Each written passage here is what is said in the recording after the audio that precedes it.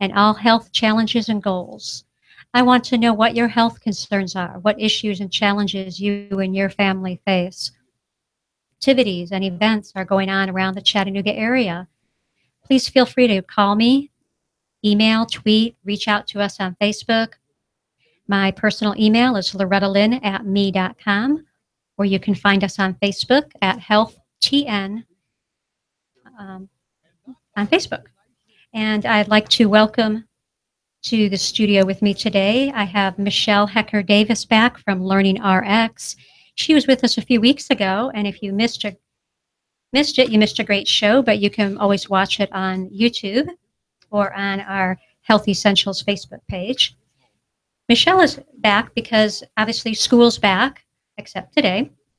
So welcome, Michelle. Thank you. I'm glad to be here. Well, we're glad you came because you have a lot of good information that I found fascinating, and everybody that I've shared your business really with them, whether it's been friends, family, just people I meet through my networking and through business, there's a need for what you do. And Absolutely. What you do is for both adults and children. That's right. So today we were going to talk about some of the key points and things to look for and how to react, or how to, what steps to take for when you're, like, for example, if you have a child or maybe you have grandchildren, nieces and nephews, and you find out that the child is having trouble in school. Maybe they're taking a long time to do their homework. They're not doing their homework. What can a parent do? Well, in most cases, people tend to think that homework struggles have to do maybe with a bit of laziness or annoyance, and the kid just doesn't want to work. But a lot of times, and in most cases, there's actually an underlying learning struggle there. So our hope and our job is really to help parents identify if there is an underlying learning struggle, and what can be done about it. And we're not necessarily talking about disabilities, although those also indicate underlying learning struggles. But a great example is with attention.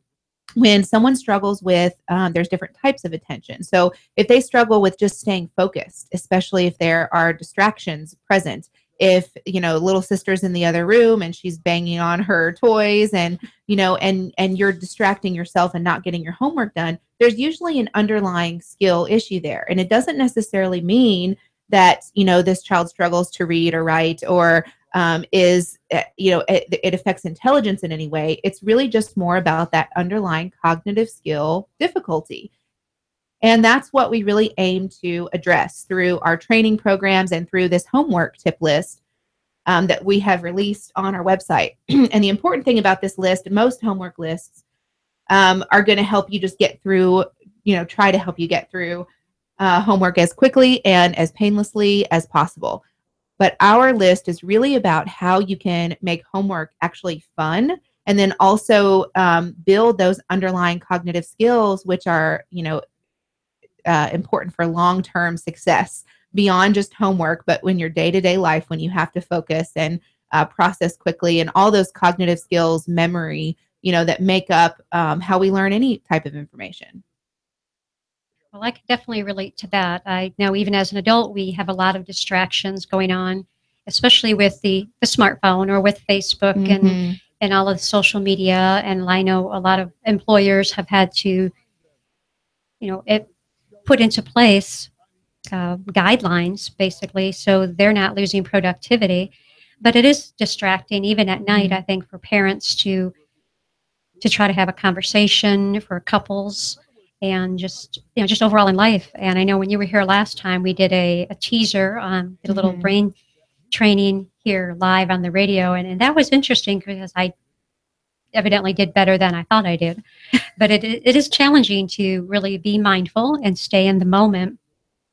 So I know as a child, I was an average student. I would get A, B, C's. I have a brother who's a little bit older than me, and he was always the straight A, high honor roll, skipped a year school, We all know those. Yeah, and then I'd come home with, A's and B's, and my mom would go, "Oh, I didn't expect such good grades from you." And you're like, wow, Mom, thanks. You know? Mm-hmm. Well, and unfortunately, you know, people wrongly assume that if you don't have perfect grades or if you have difficulty with homework, that that's a reflection of something else, like a lack of intelligence or poor teaching or laziness on the part of the student. But really, that is rarely the case. You know, these cognitive skills that I mentioned, there's 6 of them. And make note of these because these skills are what affect how we process and learn every bit of information, every bit of input that comes in. So there's attention, there's processing speed, so how quickly we can process information. There's working memory, which is keeping up with what we're doing while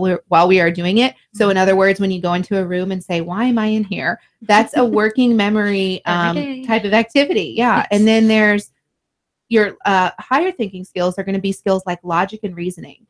And this is a skill that's important for math. So how do you problem solve? How do you strategize? You know, how do you plan and organize different activities? Visual processing has to do with processing not what you can see, but what you cannot see in your mind's eye. So these are map reading skills. These are jigsaw puzzle skills, you know, having to really, even in comprehension, when you're picturing the story that you're reading, visualization is important. Auditory processing, which really has to do with how we blend and analyze sounds. And that skill is the key skill, processing skill required for reading. It's the foundation of how we are able to read. So when someone struggles with reading, it's usually in that area. And then also long-term memory, of course, the ability to store and recall information. So when all those skills are working together, what you have is someone who school is easy for them, like your brother that you mentioned. He doesn't have to put a whole lot of effort into it. No, he didn't have to study. Never had to study for a test. And that happens with people who just happen to be strong in those skills. But when you have one weak skill, even if it's just one weak skill, it can throw a wrench into your overall processing. And so, you know, the aim of this new training that's available, brain training, is to be able to target that skill, and maybe it's 1 or 2 areas, and train them to be improved the same way that a personal trainer at a gym is going to train and target a certain area through type of circuit training. We do the same thing with brain skills. And it's fascinating to see what happens when you have a struggling learner that improves their memory, or they improve their attention skills, or they improve their logic and reasoning, and what that can do for not just their schoolwork, but their relationship with their family, their homework life. You know, a lot of families that we meet and talk with, they spend 3 or 4 hours a night on homework, and it's just miserable. There's tears, there's fighting, and that's 8 months of the year that you're in school. You know, it's just, it's awful. So we really, really work to try to help families understand if there's an underlying issue, what can you do about it? That is, I think, a lot of the problems we have today, because children, maybe they aren't being challenged enough. Maybe I have relatives that are, that are cognitively more, their IQ may be a little higher. When my daughter was younger, I was concerned about, because we struggled with the homework issue like everyone.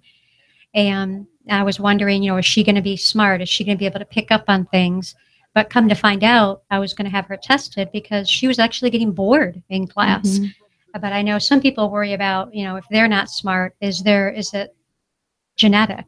Does it mean their children aren't going to be smart? That's a part of it. Genetics do play a part in struggling learners, but there's so much more to it than that, because the majority of struggles have to do with a weak cognitive skill.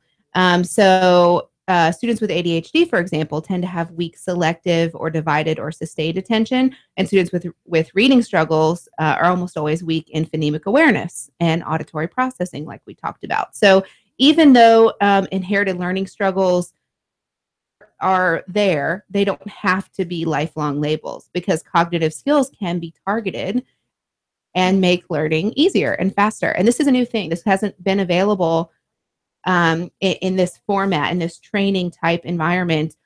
It's been around about 20 years maximum. And that was from the initial trials. So, in Chattanooga, our location's been here 7 years, and that's it. Wow, so 7, that's longer than I thought. Well, it is a long time. Yeah. But still, in the grand scheme of things, you're thinking anyone who has, had school age students more than 7 years ago didn't really have an option like you do today. Yeah, I know you've had some great success stories there, both from children and adults, because sometimes, as you mentioned, if they do have some weak cognitives that weren't addressed because we weren't aware of these different services, treatment that's out there, training for children, as you become an adult, these skills, they interfere with your professional life as well and your personal life, as you mentioned, socially. Right. So with how does Learning RX, how do you strengthen these weak cognitive skills? Well, each person that comes to us, when they initially make that contact and they're reaching out for help, we are going to actually help them determine what the underlying issue is. And in some cases, you have students, like you mentioned, your daughter, who is just bored and needs to be challenged more. Or you may have someone who has some sort of a physical vision or hearing deficit. And that's obviously going to affect the output. But if there's a cognitive issue, we're able to determine that through our assessment and evaluation process. It doesn't take very long, and you can really find out what your key cognitive skill areas are, strengths and weaknesses, and then what your concerns are and what your goals are. And from that point, we pinpoint and put together a program to target those weak areas. And through that training, it's all individualized. It's one-to-one with a personal trainer. So just like I had mentioned, the way you go and see a personal trainer at a gym and you work on these areas, it's going to be the same type of format. So we have very fun game-based exercises. We did do an example last week with memory. A lot of our exercises are done with a person. There's done visually. We have a few auditory, but it's a little bit difficult to show very many exercises on the radio. For listeners, but I would love to invite anyone to come by the center anytime to actually watch the training in action and see how this is done. Because again, what we're looking for and what our research shows is that you can find a 30 to 40, even up to 50% sometimes increase in percentile scoring. So if you have someone who's testing in the 25th percentile in an area, we can see them go up to the 50 to 75th percentile in that range, to where they're actually functioning above average in those areas. And that's really the goal, is to close that gap that exists between, a higher functioning and a lower functioning in cognitive skills, terminology. So please come and visit, give us a call. We'd love to do a sample training session with you.